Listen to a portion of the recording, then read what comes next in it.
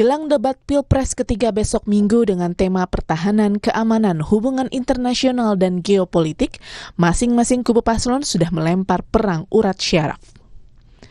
Cawapres nomor urut 1 Muhaimin Iskandar mengkritik kebijakan pengadaan alutsista oleh pemerintah yang bersumber dari utang. Caimin mempertanyakan mengapa utang ratusan triliun untuk membeli alat perang padahal tak ada perang. Kata Caimin, lebih baik utang untuk alat pertanian dan pangan.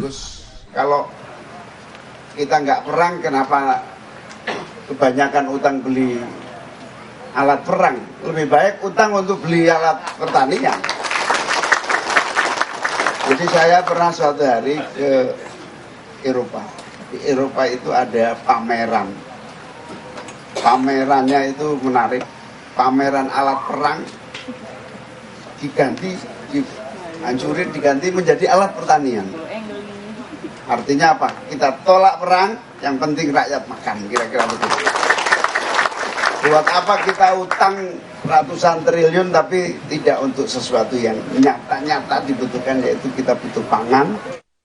Saat kunjungan ke Boyolali pekan lalu, Capres nomor urut 3 Ganjar Pranowo juga sempat menyinggung kebijakan Prabowo Subianto sebagai Menhan terkait rencana pembelian pesawat tempur bekas Mirage 2005 bekas Qatar yang belakangan diputuskan ditunda.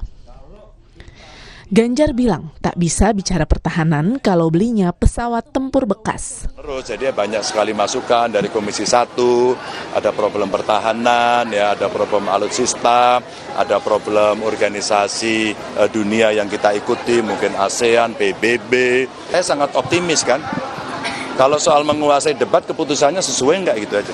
Ya, kan kita tidak bisa lagi berbicara pertahanan kita tapi belinya pesawat bekas, nggak ada.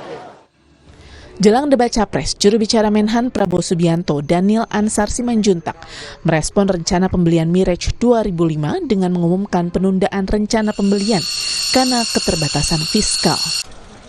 Daniel juga menjawab kritik Sekjen PDIP, Hasto Kristianto, atas kebijakan belanja alutsista.